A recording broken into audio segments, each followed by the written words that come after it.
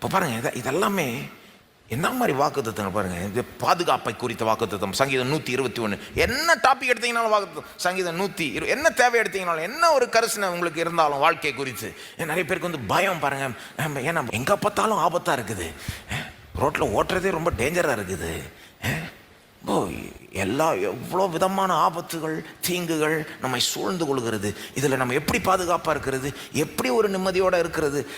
சங்கீதம் 121:7-8 பாருங்க. கர்த்தர் உன்னை எல்லா தீங்குக்கும் விலக்கி காப்பார், அவர் உன் ஆத்துமாவை காப்பார். கர்த்தர் உன் போக்கையும் உன் வரத்தையும் இது முதற்கொண்டு என்றைக்கும் காப்பார். இந்த இஸ்ரவேல் ஜனங்க வந்து எருசலேமை விட்டு கொஞ்சம் தூரமாக இருந்தவங்க வந்து பண்டிகை ஆனால் கிளம்பி எருசலேமுக்கு பயணமாக போவாங்களாம். அந்த பயணம் வந்து கொஞ்சம் ஆபத்தான பயணமா. அங்கங்கே இந்த திருநாளெலாம் இருப்பான் அந்த காலத்துலலாம் பாருங்க. அப்போ வந்து இந்த பாட்டை பாடிக்கிட்டு போவாங்களாம். எந்த பாட்டு? சங்கீதம் 121. கர்த்தர் உன்னை எல்லா தீங்குக்கும் விலக்கி காப்பார், அவர் உன் ஆத்துமாவை காப்பார், அவர் உன் போக்கையும் வரத்தையும் இது முதற்கொண்டு என்றைக்கும். சில பேருக்கு வந்து வாழ்க்கையில் வந்து ஒரு ஆலோசனை தேவைப்படுது. அவங்களுக்கு வந்து அடுத்து என்ன செய்யறதுன்னு தெரியல, ஒரு கைடன்ஸ் இல்லை அவங்களுக்கு.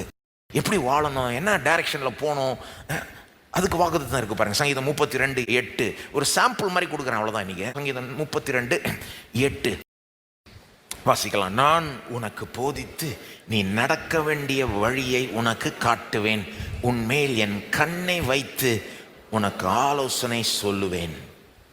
என்ன வார்த்தைகள்! அதை பார்த்துட்டே இருந்தீங்கன்னா உங்களுக்கு கைடன்ஸ் வந்துடும்.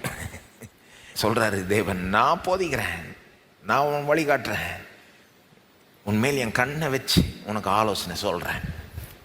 சங்கீதம் 73:24 பாருங்க. சங்கீதம் 73:24 வாசிப்போம். உம்முடைய ஆலோசனையின்படி நீர் என்னை நடத்தி முடிவிலே என்னை மகிமையில் ஏற்றுக்கொள்வீர். வாழ்நாளெல்லாம் அவருடைய ஆலோசனையின்படி நம்மளை நடத்துவாராம். கடைசியில் வந்து மகிமையில் எடுத்துப்பாராம்.